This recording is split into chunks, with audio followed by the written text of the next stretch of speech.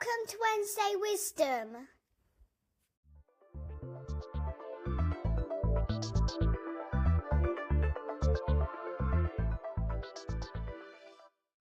Good morning.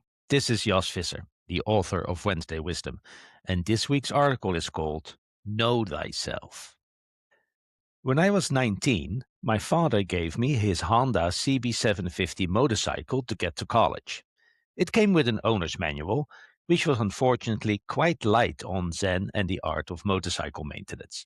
So I got myself an additional manual that described how to do most maintenance tasks yourself. Chapter 8 on the topic of brakes started as follows. Now is the time to be honest with yourself about how good a mechanic you really are. Are you the kind of mechanic that usually gets everything right on the first try? Or are you the kind of mechanic that regularly makes mistakes? I had to admit to myself that I'm the latter, and so I left brake maintenance to the shop, which is quite possibly why I am still alive today. Fast forward 20-odd years. I was in a project at a bank that was developing applications for large international customers. These applications had to support fine-grained authorization so that the treasurers of our customers could define the roles and responsibilities of their colleagues. The design of the user administration module was in the hands of a genial and brilliant colleague who created a data model that was so complicated that few people understood it, let alone could implement or query it correctly. I wrote an internal email called the Intergalactic Data Model that explained why this design was not the right one for us. Yes, it could do everything any customer could ever ask for, but I just could not see us implement, query, maintain, and troubleshoot the system correctly because of the sheer complexity of the model and the overall knowledge and skills of our software engineers. I was mostly ignored. But for a few years after sending that email, I would regularly receive requests to resend a copy of it, probably to support some internal argument. The model was implemented, but the equally genial and brilliant tech leads of the team I worked with wrote a cron job that denormalized the information in the user administration into a data model that was much easier to understand, both for developers and for Oracle, critical for performance. Years before this episode, I was teaching MC Service Card courses at Hewlett Packard. MC Service Card was a product that enabled you to run services with high availability on a cluster of machines. When a machine failed, the services running on that machine would move to another node in the cluster, taking its disks and IP addresses with it. This might seem trivial today, but believe me, in the 1990s, this was a highly advanced use case that required specialized hard and software support. Running an MC Service Card cluster was not for the timid, as it required a lot of knowledge of and experience with HP Unix, the HP Logical Volume Manager, TCP/IP, and SCSI. My colleagues and I used to joke that, given the expertise of the average HPX system administrator, a standalone machine was probably more reliable than an MC Service Card cluster, as a single mistake could easily bring down the entire cluster or erase a mirrored logical volume. During one course, I was joined by a few system administrators from the Rotterdam Public Transport System, who were moving from their proprietary HP 3000 with the MPEIX operating system to open systems, meaning HP 9000 and HP Unix. The students from Rotterdam were unique because they were attending the course before the decision was made to invest in an MC Service Card cluster. Most students came after the deal had been done to learn how to use the stuff they had already bought. At the end of the 5-day course, I was talking to the team lead, and he said that, based on what they experienced in the course, they would not be moving forward with MC Service Card, as they had figured out that they didn't have enough basic HP Unix knowledge to manage their cluster reliably. Great self-knowledge, leading to a great decision. When doing something, anything, you have to be aware of who you are and what that means for what you're doing. I am not a great mechanic, so I should not fix the brakes of my motorcycle. The team I was in at the bank did not consist of great software engineers, so we should not develop an application that was based on a hyper-complicated data model. The system administrators of the Rotterdam Public Transport System were new to HP Unix, so they should not install and run an MC service card cluster. Technical decisions must be grounded in a correct assessment of what the people responsible for execution are capable of. It's not just about knowledge and skills. Knowing your company culture matters just as much. While at Google Flights, I worked on a system for processing airline data and building the indexes that were then pushed out to the flight search engine. For many reasons, all outside the scope of this article, this is a complex problem, and the solution we had was starting to show its age.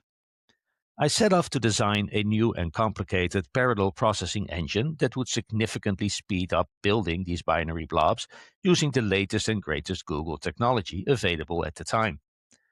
This project took over a year to complete its first deliverable, which, given Google's internal culture, which I once described as being the Germany of software engineering, was not out of the ordinary. We wrote a large and complicated piece of software, but Google's culture was receptive to that approach, so no problem at all. To be honest, there were regular questions from managers about how much time this would take, but at the end of the day, they allowed us to continue, and eventually the project was finished and went into production. Compare this with the following experience. I once worked for a startup with incredible velocity and a culture that valued shipping above anything else. Through company shenanigans outside of my control, I was asked to join a team that worked on a very fundamental and very secure solution for the problem of machine and workload identity. This is a complex problem and, much like the Google Flights fare load building system, we set out to design and build a complicated solution that would fundamentally solve this problem. This project also took a long time, much longer, in fact, than our startup had an appetite for. We designed and built a great system, but it took a long time, and before we could finish it and roll it out, the organization had lost focus. Executives had moved on, and our project was disbanded. Great solution, beautiful design, but all things considered, we were not the kind of organization that could build and run something like this. Not for lack of technical chops, we had oodles of that, but for cultural reasons. You cannot build something that takes longer than the attention span of the company. I did put that experience to good use by counseling new colleagues on what to work on and how to deliver. No big-ass projects that would take months to complete, but smaller scoped targeted solutions that could be released iteratively and show value along the way. The adage, know yourself, even applies at a national level. As you may or may not know, I'm an active member of a Dutch political party. Within the party, we have a committee on digital affairs, which is currently mostly concerning itself with AI and digital autonomy. Within our Signal group, I regularly read far-reaching proposals on how to fix our government's dependency on American tech companies. Most of these proposals could only work in a hierarchical command and control organization where the executives declare a new plan and the lower reaches of the organization faithfully execute it. But that is not who we are, and thus these proposals are meaningless. The Netherlands is a negotiation-based society. Kids negotiate with their parents about bedtime and where they will go on vacation this year. Students negotiate with teachers about grades. The police negotiate with the equivalent of the district attorneys about which laws they will enforce. The Dutch form a large, complicated, and pluralistic society where nobody is in charge and everybody negotiates with everybody about everything all the time. Our prime minister is not even the leader of the cabinet, but a primus inter pares, the first among equals. In a country like that, you cannot get the government off of Microsoft Outlook by making a decision and ruthlessly executing it from the top. Hint, there is no top. You will need to create an interdepartmental platform, propose a change, seek consensus, expect resistance, do research and a pilot, expand the pilot, and generally talk until the cows come home. It is a slow process which annoys the hell out of the nerds who think that the clock has already struck midnight on our digital dependence and who think that big things need to be done now. Just as a comparison, the reform of the Dutch pension system that went into law in 2023, and it will take effect in 2026 and 2027, was the result of over 15 years of discussion between successive governments, unions of employees, unions of employers, pension funds, and regulators. That's how we do things. Every plan and technical design you propose needs to match the skills of the people who are going to build it and the culture of the organization that is funding it. If you don't understand Java very well, don't use WebSphere, but maybe consider Apache Tomcat. Not a random example. If you don't understand HP Unix very well, don't use MC Service Guard, but instead buy a Stratus Continuum fault-tolerant server. If you are a high-velocity startup, don't propose a big-ass design that will take a year or more to build. To say it with Charlie Munger, knowing what you cannot do is more useful than being brilliant.